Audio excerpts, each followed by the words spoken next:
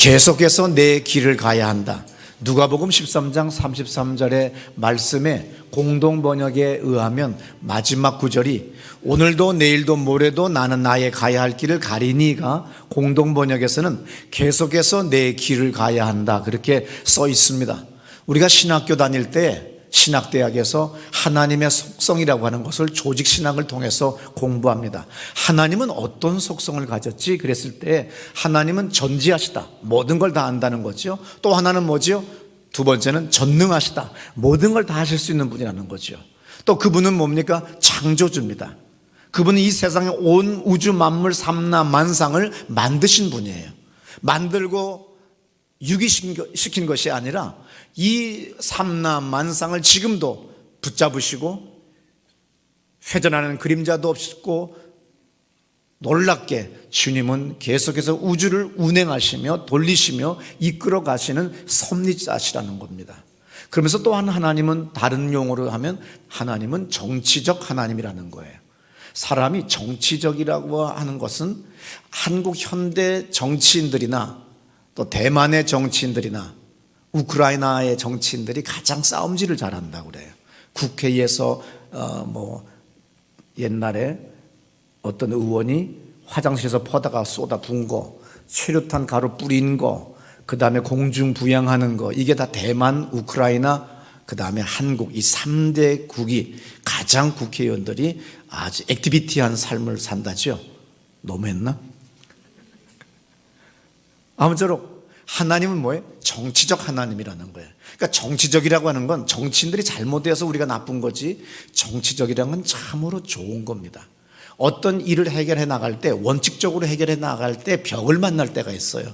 이때 뭐예요? 마크 교섭을 통해서 정치적 해결을 하는 거죠. 아주 중요한 겁니다. 부부가 싸움하다가 끝없어요. 그때 뭐예요? 대타협점을, 정치적 타협점을 만들어 가지고서 나가야 돼요. 그래서 새로운 돌파구를 마련할 수 있는 거예요. 그래서 하나님은 이 땅을 이끌어 가실 때, 인간들을 이끌어 가실 때 정치적 하나님이시라는 거죠. 또 하나님은 어떤 하나님이에요? 사회적 하나님이라는 거죠.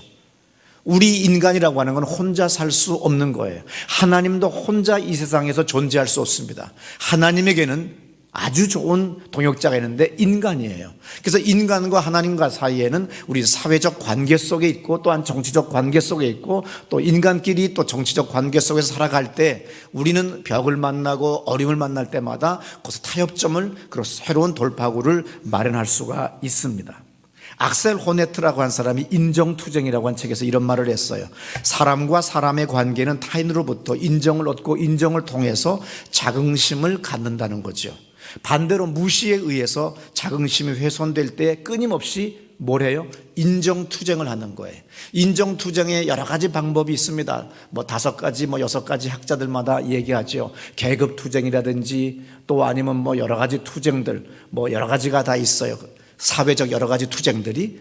그래서 이 악셀 호네트의 그 인정투쟁에 보게 되면은 우리 인간은 끊임없는 인정을 받으려고 하는 소수의 그룹들과 또 제도권 아니면 어떤 힘을 가진, 헤게모니를 가진 사람들의 그 무시, 그래서 이 무시와 인정의 끊임없는 반복이 인간의 역사예요.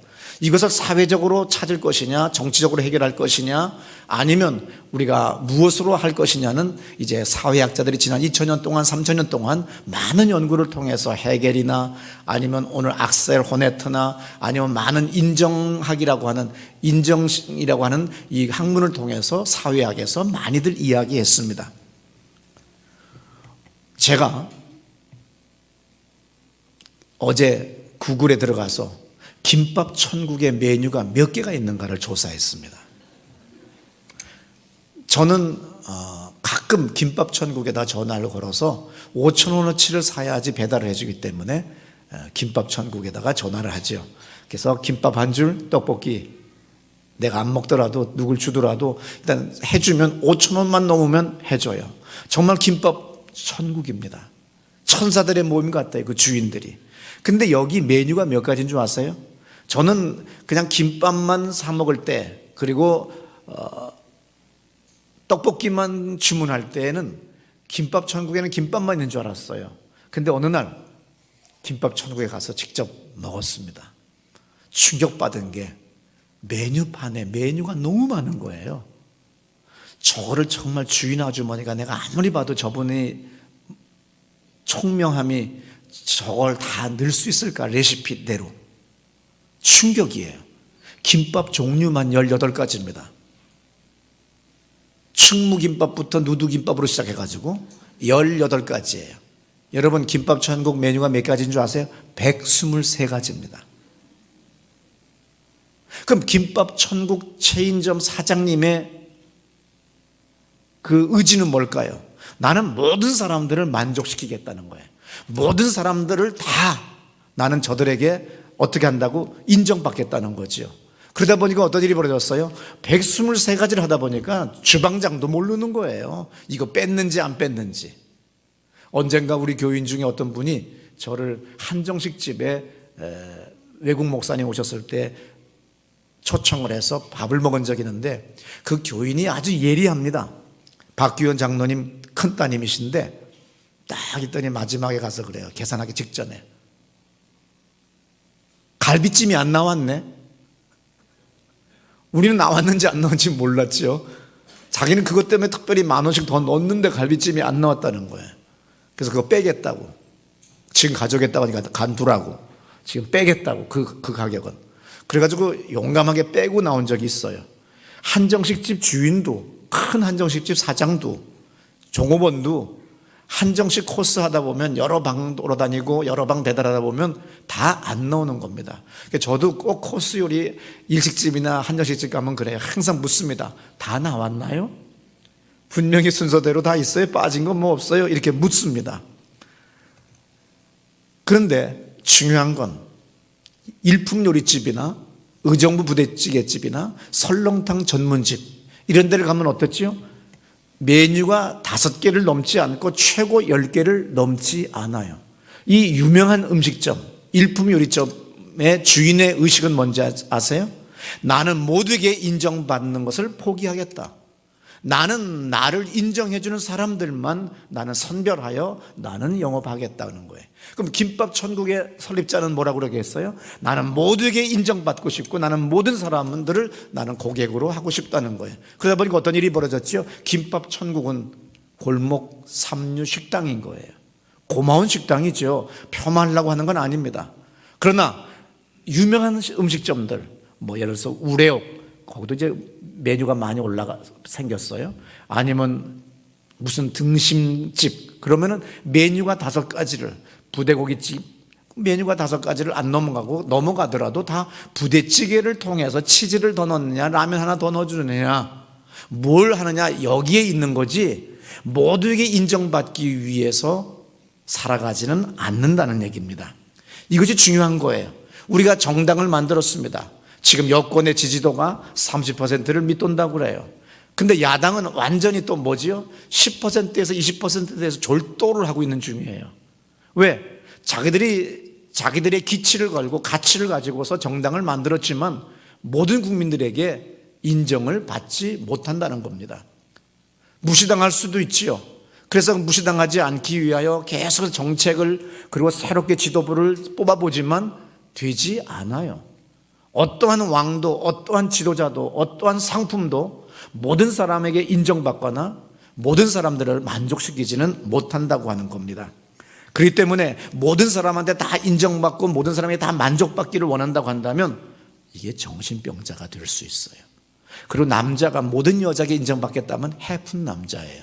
또 반대로 여자가 모든 남자에게 인정받고 싶다고 하면 그것도 또 뭡니까? 말할 수 없어요. 예수님은 말씀하셨어요. 마태복음 7장 13절에서 뭐라고 말씀하십니까? 좁은 문으로 들어가라 그랬어요. 다 같이 한번 크게 읽읍시다. 시작. 좁은 문으로 들어가라. 멸망으로 인도하는 길은 크고 그 길이 넓어 그리로 들어가는 자가 없고. 예, 모두에게 인정받으면 좋겠지만 불가능한 겁니다. 모두에게 인정받으려고 하면 정신병자 되는 거예요. 예수님도 다른 사람들에게 다 인정받지 않았어요. 무시당했어요. 거절당했습니다. 마태복음 20장 18절에 보게 되면 이런 말씀이 있죠. 잘 들어보세요. 보라, 우리가 예루살렘으로 올라가노니 많은 자가 대제사장들과 서기관들과 장로들에게 넘겨지며 그들이 죽이기로 결의하고 그 커튼 때문에 잘 안 보이는 거죠.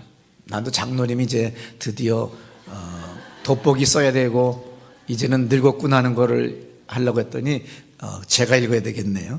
일단 마태복음 26장 47절 여러분들 다 같이 크게 읽으세요. 시작.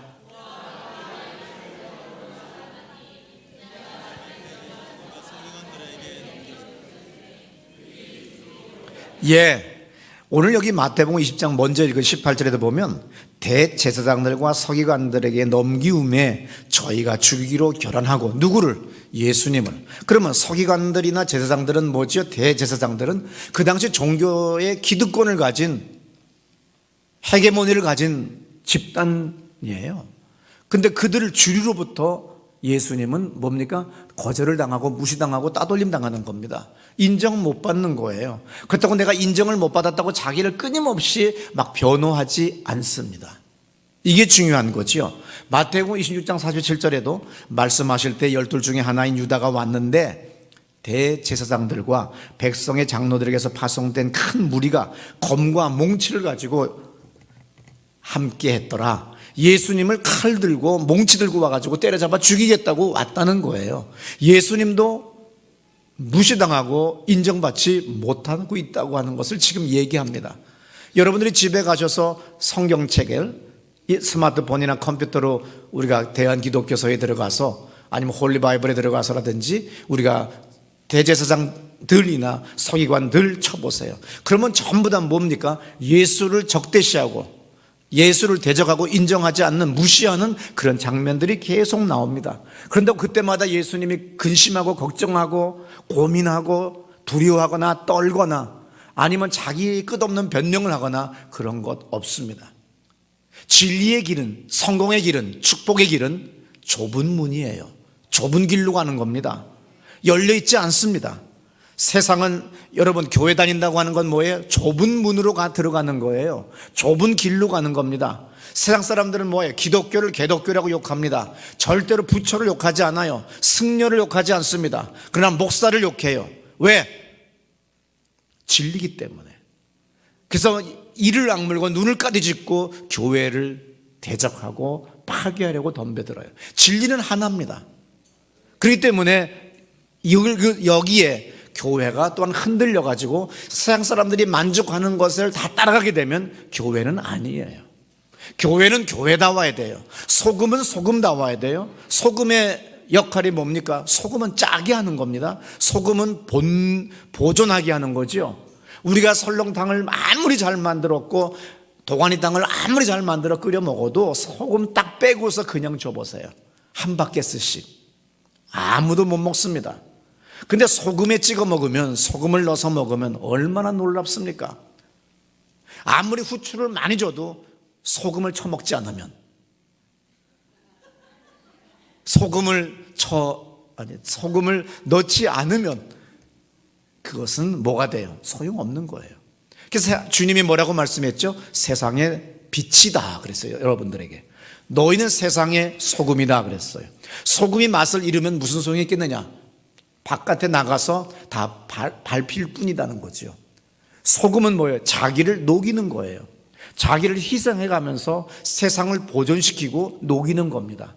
근데 세상의 교회들이 세상 사람들의 원하는 대로 가게 되면 교회는 왜곡된 교회가 되고 비뚤어진 교회가 되고 하나님의 섭리를 이루는 교회가 되질 못해요. 절대로 우리는 모든 사람에게 다 인정받지 못한다고 하는 것을 전제로 이 세상 살아가야지. 모두에게 인정받으려고 하면 여러분들은 시험 들고 아니면 정신병적인 치료를 받을 수밖에 없는 존재가 됩니다. 목회사에서 제가 지난 40년 동안 선배 목사님들 중에서 조용기 목사님의 설교를 정말 수백 편을 읽어봤어요. 또 김뭐라고 하는 목사님의 설교를 또한 수백 편을 읽어봤어요. 또 김뭐라고 하는 목사님의 설교도 수백 편, 수천 편을 읽어봤습니다. 이 세 분 중에서 가장 환경이 나쁜 분이 조용기 목사님입니다. 고등학교 2년 중퇴했고 무인가 신학교, 야간 신학교 2년 6.25 후에 졸업했기 때문에 정말 배운 게 없는 분이에요. 그분에게는 믿음과 그리고 성령을 의지하는 것과 영어 잘하는 것 외에는 없습니다. 근데 기독교 역사상 가장 큰 교회를 만들었어요. 왜냐하면 모든 사람들이 전부 다 조용기 목사를 욕하고 판단하고 정죄할 때, 무시할 때, 거절할 때 조용기 목사님은 인정받으려고 하지 않았어요. 끊임없이 하나님만 의지하고 주의 복음만을 전했습니다. 그들이 세계 최대 교회 중에 하나가 돼요. 마지막에 늙어서 은퇴하고 난 다음에 아들들 때문에 여러 가지 어려운 고민을 겪게 되지만 그것 또한 주님의 은혜입니다. 왜냐하면 가장 큰 교회 목사가 자식복까지 많으면 교만해질 수 있어요. 그래서 하나님은 그에게 겸손하도록 만들기 위해서 자식 이길 사람은 없잖아요. 자식을 통하여 시험을 갖게 해주시는 거예요. 흔드시는 거예요. 믿습니까? 그래서 고난이 내게 유익이라는 거예요. 그 중에 어떤 분은 정규 신학교를 나왔어요. 그 다음에 큰 대지에, 천평의 대지에 담임 목회를 합니다. 근데 이분은 정식 교단에 또 속한 분이에요. 한국 3대 교단에. 근데 이분은 끊임없이 가장 좋은 환경을 가졌지만 남을 판단하고 정죄하고 이단이라고 욕하다 보니까 나중에 자기도 교도소를 2번씩 3번씩 들어가는 사람이 됩니다. 또한 김모라고 하는 목사님이 계신데 사람들이 전부 다 그 사람을 욕합니다. 이단이라고 얘기합니다. 그들이 끊임없이 자기는 방송국을 만들고 신문사를 만들고 출판사를 만들어 자기를 끊임없이 변명해 나가요. 그랬더니 어떤 일이 벌어져요? 커지긴 커졌지만 아마 앞에 열거한 2분의 목사님보다 더 큰 교회를 만들 수도 있는데 그분은 변명하느라고 많은 시간을 허비했던 거예요. 나는 목사님들의 선배 목사님들의 생애를 통해서 그런 것들을 알게 됐습니다. 많은 것들을 배우게 된 거예요. 변명하지 마세요. 또 남을 판단하거나 정죄하지 마세요. 나에게 되돌아오는 것을 아셔야 됩니다. 제가 처음 목회할 때 비닐하우스 교회에서 출발했어요. 이 강대상 3분의 2만한 이 강단의 3분의 2만한 꽃 키우는 비닐하우스이기 때문에 두 손 들어 축도를 하게 되면 똑바로 하게 되면 이게 천장이 뚫리게 돼 있어요. 천장이 낮으니까. 그래서 축도를 이렇게 하는 습관이 있습니다. 다 들면 안 돼요. 정말 시멘트 바닥도 아니고 흙바닥입니다. 썩어져가는 의자에 있었어요. 에어컨은 무슨 에어컨입니까? 선풍기를 달아도 수증기 때문에 녹이 쓸 정도로 수도도 화장실도 없는 곳에서 저는 믿음으로 출발을 했어요. 이때 남선교 회장님이 헌금을 조금 딴 사람보다 많이 합니다. 그래서 그분이 회장이 됐어요. 저한테 건의를 해요. 심각하게 와서, 목사님, 우리는 작은 교회가 얼마나 아름답습니까? 이렇게 작은 교회의 삶을 삽시다. 목사님이 너무 존경스럽습니다. 그렇게 좋은 환경과 집안이신데 어떻게 우리 비닐하우스까지 오셨습니까? 그래서 우리 작은 교회를 유지해 나갑시다. 내가 속으로 미친놈 그랬어요. 너나 작은 교회 다녀라. 모든 유기적인 하나님의 교회나 생물들은 뭐예요? 성장하게 돼 있는 거예요. 작은 교회가 아름다울 수 있는데 너무 작으면 나중에 비참해져요. 가난이 아름다울 때도 있는데 너무 죽을 때까지 가난하면 인생이 비참한 거고 실패한 겁니다. 교회가 기도하게 되면 만민이 몰려오는 집이 됐고 만민이 기도하는 집이 되는 거예요. 만민을 제자 삼으라고 그랬고 만민을 가르치라고 그랬습니다. 그래서 결코 작게 될 수가 없는 것이 원칙이에요. 근데 그 회장이 또 이렇게 얘기합니다. 우리는 박수 치지 맙시다. 왜냐하면 저는 박수 치기 싫은 거예요. 기도도 통성기도 하지 말자요. 방언기도도 하지 말자요. 왜? 지가 하기 싫으니까. 그냥 지 소견을, 지 취향을 전부 다 교인들의 취향인 양, 교인들의 의견인 양 자꾸 혼자 와요. 담임 목사 앞에 혼자 오는 인간 절대로 이거 무서운 인간이에요. 꼭 다른 사람을 핑계대 가지고서 옵니다. 그런다가 철거당해가지고 우리가 왕십리 지하에 가게 됐어요. 왕십리 지하교회는 또 고개를 숙이고 들어가야 돼요. 아주 그냥 좁은 계단을 비틀어 들어가면서 들어가는 창고 같은 지하에 있었습니다. 또 천장도 낮아요. 기둥도 많아요. 거기서 우리가 열심히 기도하는 결과 사람들이 몰려오기 시작을 합니다. 어떤 교인은 우리 교회 간판을 보고 들어왔다가 지하 고개 숙이고 들어오는 걸 보고 다시 나가는, 저에게 절망을 준 사람들도 있지만, 그러나 그런 사람들도, 믿음 있는 사람들도 많이 계셨어요. 드디어 우리가 지하에만 있을 수 없잖아요. 그래서 제가 그랬죠. 우리 1층에 큰 사무실이 4칸, 25평짜리가 4칸 있는데 그 4칸 반을 우리가 2년을 걸려서, 거기 다 전세 계약 들어온 사람들이니까 2년이 전세 계약이니까 하나 나왔다. 그러니 우리가 그것을 돈을 모아서, 힘을 모아서 한 칸을 먼저 전세에 들자. 그리고 2년 동안에 나머지 3칸 반을 하나하나 얻게 되면 우리가 1층 예배당이 되고 번듯한 예배당이 될 수 있고 부흥할 수가 있다. 그러니 그렇게 하자. 그래서 우리 다 모여서 회의를 시작했습니다. 비닐하우스 교회에 중직들이 다 모여서 회의를 했어요. 그때 그 부부가 벌떡 일어나서 반대합니다. 우린 작은 교회가 좋다. 그리고 더 이상 키우지 말자. 지하가 좋다. 우리는 반대한다. 그건 낭비다. 그리고 벌떡 일어나서 나갔어요. 그리고 25년째 지금 안 와요. 그날 이후에 나가서 안 오는 거죠.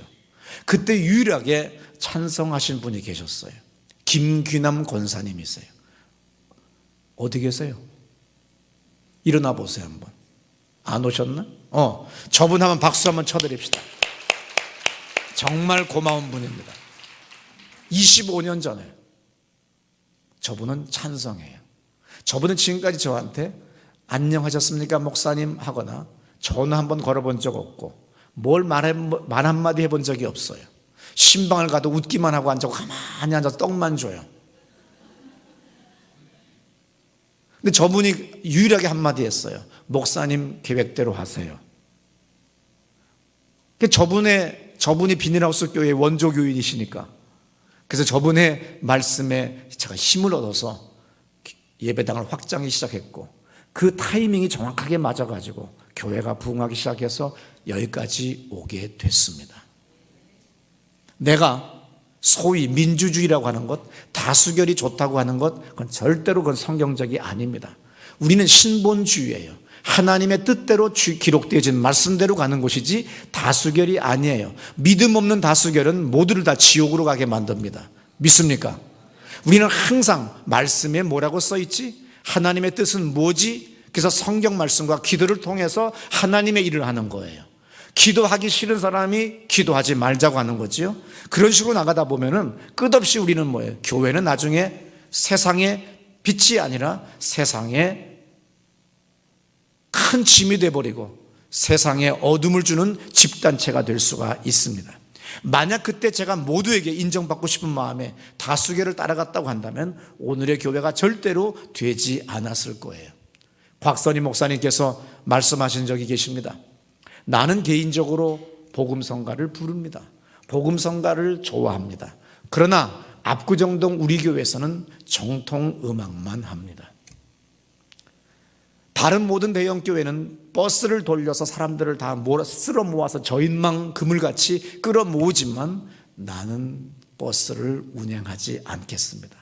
이걸 또 젊은 제가 또 그 말씀을 듣고 은혜 받아 차도 안 돌리기로 한다고 하고 그 다음에 뭐 다른 교회는 안 뺏어온다고 하고 가진 짓 다 하다 보니까 저는 뭐예요? 고생 많이 했죠. 난 지금도 우리 교회 옆에 이 지역의 큰 대형교회 버스가 바로 우리 교회 현관 앞에 씁니다. 우리 교회가 역 앞에 있으니까 역에 내리는 교인은 실어 나르겠다는 거겠죠. 나는 절대로 대형 버스를 교회가 사서 다른 골목골목 동네에 운행하는 더러운 짓은 하지 않겠다는 겁니다. 왜냐하면 하나님은 하나님의 교회가 올바르면 하나님이 보내주십니다.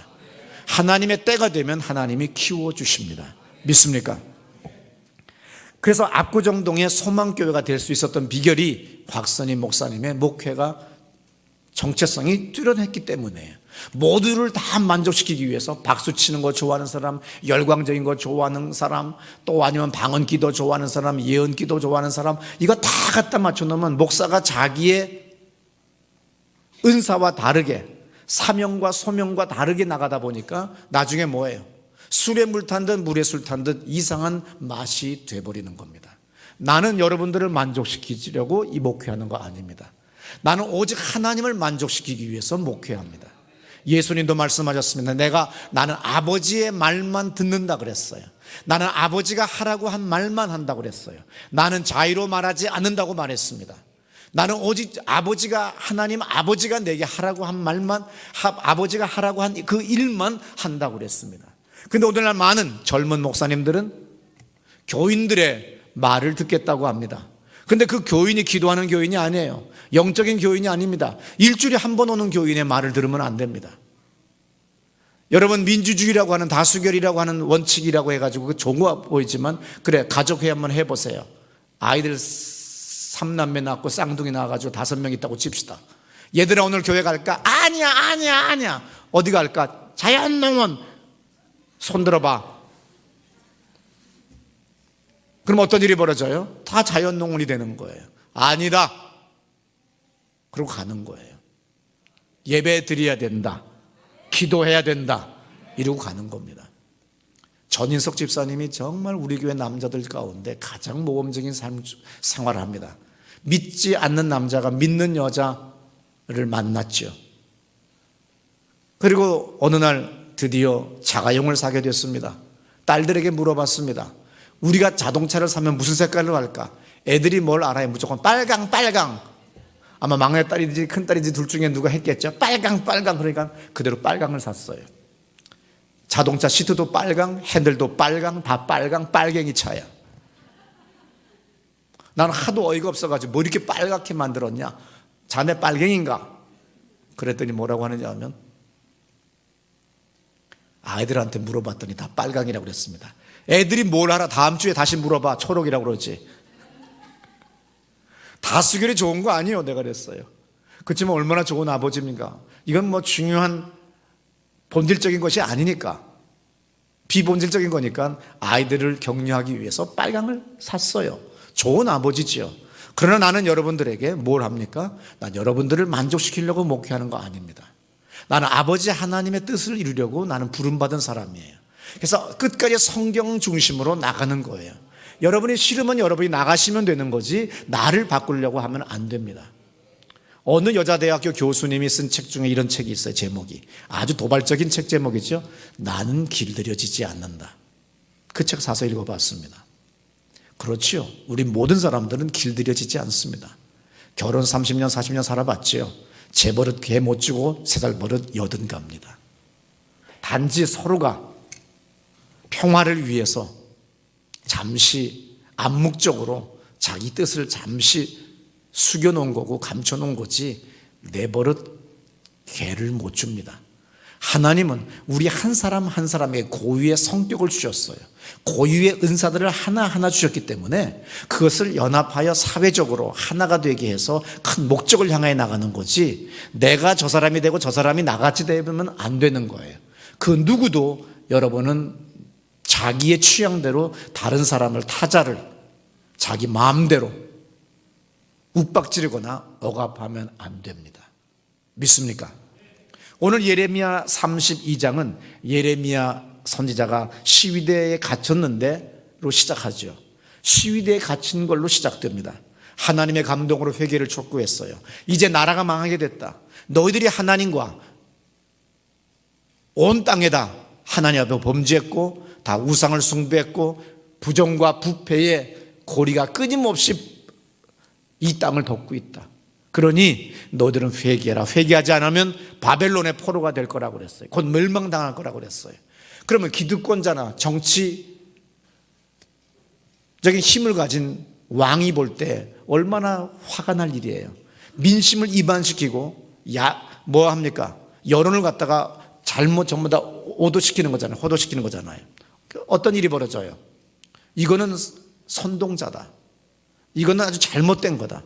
그래서 시위대 뜰에 갇혔다고 써 있어요. 32장의 시작이. 그러면 32장에서 시위대 뜰에 갇혔을 때 그렇게 나갑니다. 뭐예요? 오늘날로 안기부에 갇혔든지 청와대에 갇힌 거예요. 거기 감옥이 있었나 봐요. 왕궁에. 시위대 뜰에 갇혔습니다. 그래서 나는 이제 더 이상 또 하나님의 말씀을 선포하면 큰 일을 당하고 죽을 수 있겠구나. 두려움이 잠시 와요. 그래 또 하나님의 영이 다시 예레미야를 막 감동을 줍니다. 또 전하라는 거예요. 근데 이번엔 뭐냐면 예레미야 32장 8절부터 14절에 보면 여호와의 말씀같이 나의 숙부의 아들 하나멜이 시위대 뜰 안 내게로 와서 이르되 청하노니 너는 베냐민 땅 아나도데에 있는 나의 밭을 사라. 기업 물을 고난이 너에게 있다. 이스라엘 사람들에게는 땅이라고 하는 건 뭐예요? 우리는 어떻게든 땅을 많이 살려고 애쓰지요. 별장도 사야 되고 땅도 많이 투자합니다. 이제 장관 후보자나 총리 후보자 치고 투기 안 한 사람 없고 여야를 막론하고 청문회가 생긴 이후부터 모든 사람들 청문회 나가려고 하면 다 자기들 죄 때문에 안 하잖아요. 안 나가잖아요. 근데 왜들 나오는지 난 이해를 못해요. 그게 안 걸릴 것 같은 줄 아는가 봐요. 근데 그것이 오늘 현실이에요. 이 나라의 우리들 모두의 모습인 거죠. 정말 총리 후보는 나밖에 없어요. 땅이 없고 저금 통장이 없으니까요. 군대 미필한 확실한 몸무게 미달과 학력 미달로 못 간 거예요. 나는 어떤 권력과 빽이나 힘으로 못 간 것이 아니라 정말 못 간 거니까. 죄 없는 사람이 없어요. 다 있어요. 그런데 땅 사라는 거예요.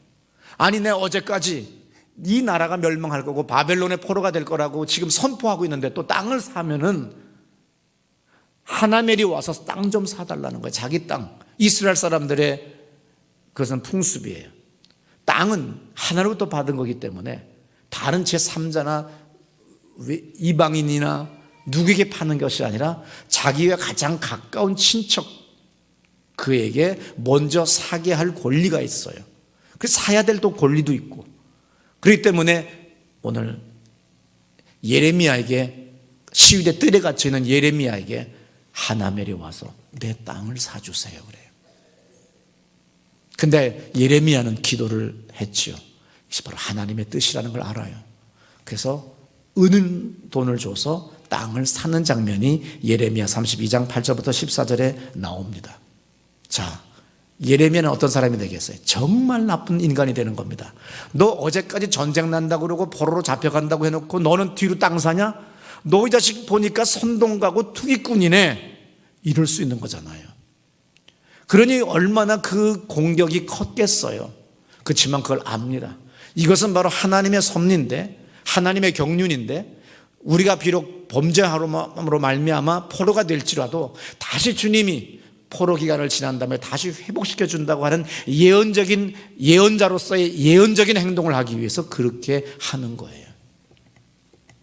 대단한 용기지요. 왕으로부터, 제사장들로부터, 기득권자들로부터 인정받으려고 난 살 수 없다. 내가 어제까지도 나는 전쟁 난다고 포로로 잡혀간다고 얘기했는데 내가 이걸 사면 어떻게 되겠니? 그러나 하나님은 사라 그렇게 얘기했어요.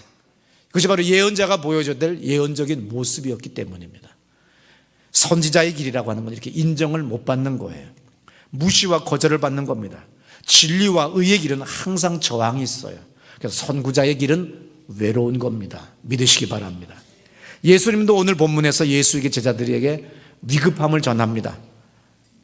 예수님에게 제자들이 왔어요. 주님 빨리 피하세요. 이제 제사장들과 다른 사람들이 예수님을 잡아 죽이려고 옵니다. 그랬더니 예수님이 뭐라고 그래요? 그 여우에게 가서 전해라. 나는 오늘도 내일도 모레도 나의 갈 길을 갈 거다 그래요. 그래서 그 유명한 말이 뭐가 나오죠? 그 뒤에 선지자가 예루살렘 밖에서 죽는 법이 없다라고 말씀에 경에 기록되어 있다. 나는 그 말씀을 이루기 위해서, 나는 그 경에 기록된 그것을 이루기 위해서 나는 가는 거다. 죽음이 온다고 해도 두렵지 않다는 거예요. 오늘 여러분 보세요. 예수님도 거절을 당한다는 거죠. 인정을 못 받는 거예요. 하물며 우리까지도 모든 사람에게 다 인정받으려고 하면, 목사가 모두에게 인정받으려고 하면 목사는 올바른 목회를 못합니다. 나를 비웃을 사람이 있을 것이고, 나의 정책이, 목회 노선이 나를 비웃는 사람도 있을 것이고, 판단하고 정죄하고 선동하고 여론을 조성하는 사람도 있을 거예요. 그러나 두렵지 않아요. 왜? 하나님의 길을 가면 하나님이 역사하십니다. 믿습니까? 그래서 여러분 두려움이 있는 이유가 뭔지 아세요? 하나님의 뜻대로 살지 않고 여론으로 살기 때문이에요. 사람의 뜻대로 살기 때문에 두려움이 있는 거예요.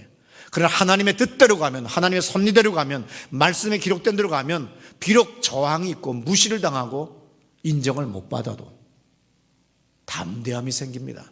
버틸 힘이 생깁니다. 견디고 이길 힘이 있는 걸 믿으시기 바랍니다. 두려움이 덮쳐와도 물러서지 않는 거죠.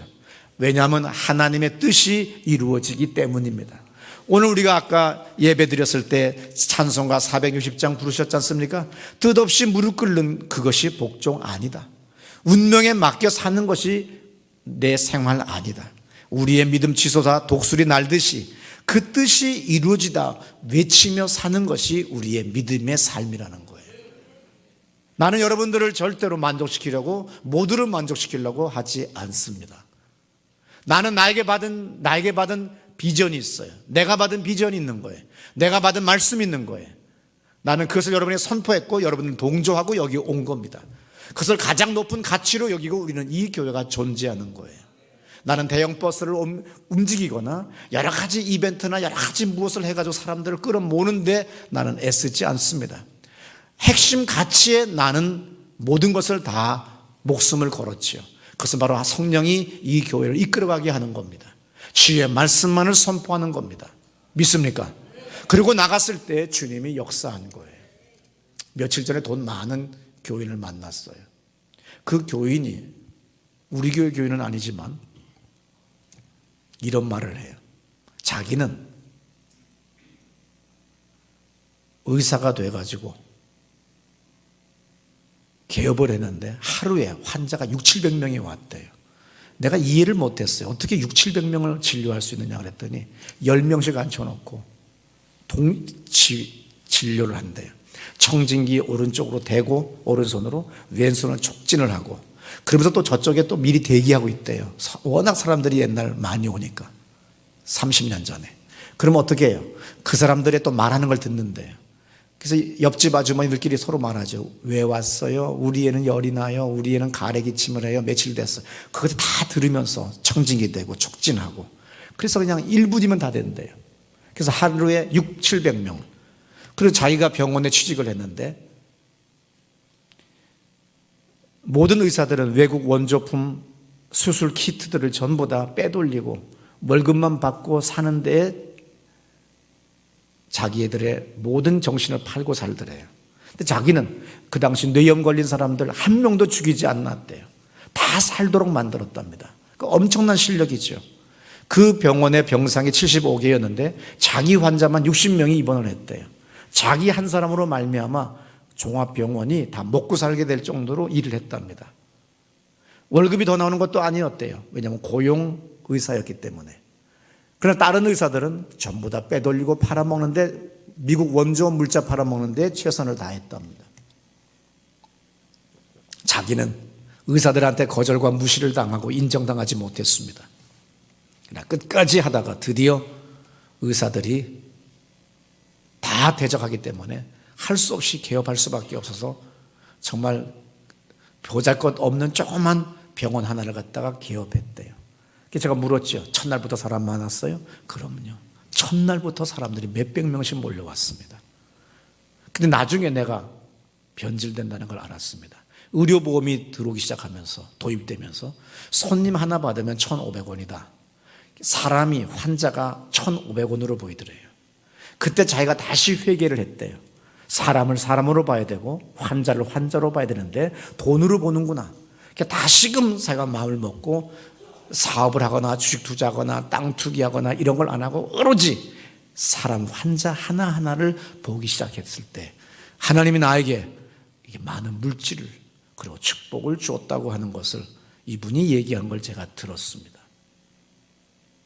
오늘 우리는 주님이 내게 주신 그 길을 최고의 가치를 부여하고 타협하지 않고 나가야 돼요.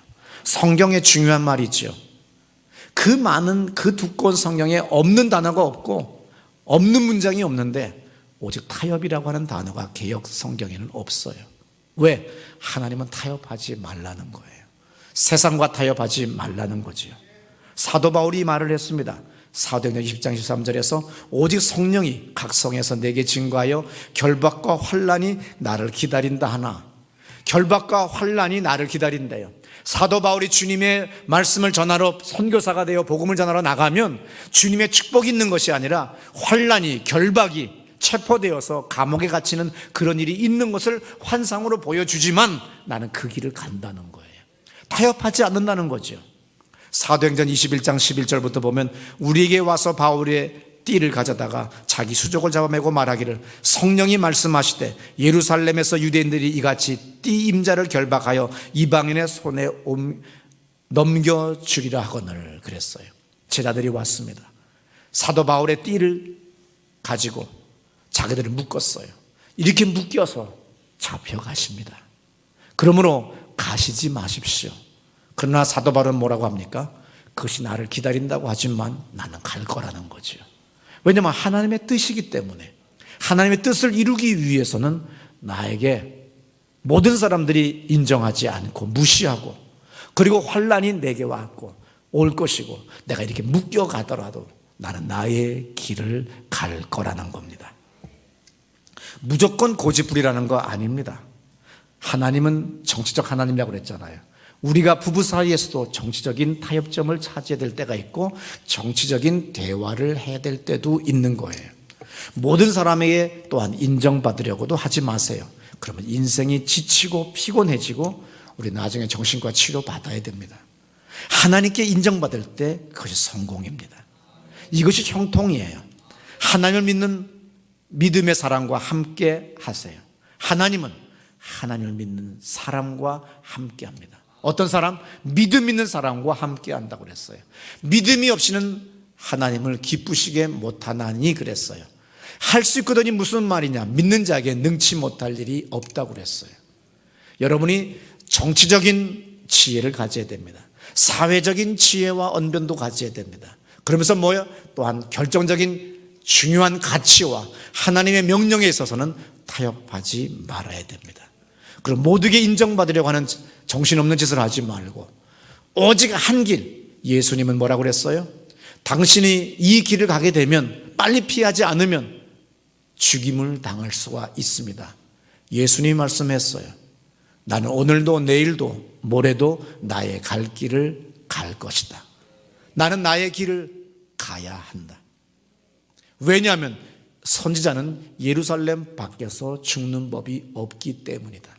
나는 아버지의 말씀을 이루기 위해서 아버지의 하나님의 뜻을 이루기 위해서 나는 모든 사람에게 인정받지 못하는 바로 이 길을 간다는 거예요. 이제 여러분들이 청년회 회장, 임원, 성가대 임원, 남녀선교회 회장들 수많은 목자의 직책들을 가지고 나갈 때 모두에게 인정받으려고 하면 여러분들은 나중에 정체성이 없는 이상한 집단이 되어버릴 수가 있어요. 하나님이 명령한 그 말씀을 그대로 믿고 그 말씀을 전파하는 통로가 돼야 여러분들이 하나님이 여러분들을 세상의 빛, 세상의 소금으로 축복하시는 걸 믿으시기 바랍니다. 우리 시간 다 자리에서 일어나셔서 주님, 우리가 세상에 누릴 때가 많이 있습니다. 내가 세상으로부터 인정받지 못하고 무시당할 때가 많이 있습니다. 주님, 내가 주님을 본받아 사도 바울을 본받아 예레미야를 본받아 제가 성령님 견디고 이길 수 있는 힘을 나에게 주시옵소서. 주여, 나에게 새 힘을 주시옵소서. 그리고 나에게 하나님 새로운 도전의 길을 걸어갈 수 있도록, 새로운 미답의 길을 갈 수 있도록 나와 함께 주시옵소서. 나를 이 깊은 웅덩이에서 건져 주시옵시고 성령만이 나의 위로와 나의 힘이 되기를 원합니다. 성령님, 내 가정에 내 인생에 개입하여 주시옵소서. 두 손 들고 다 같이 기도합니다.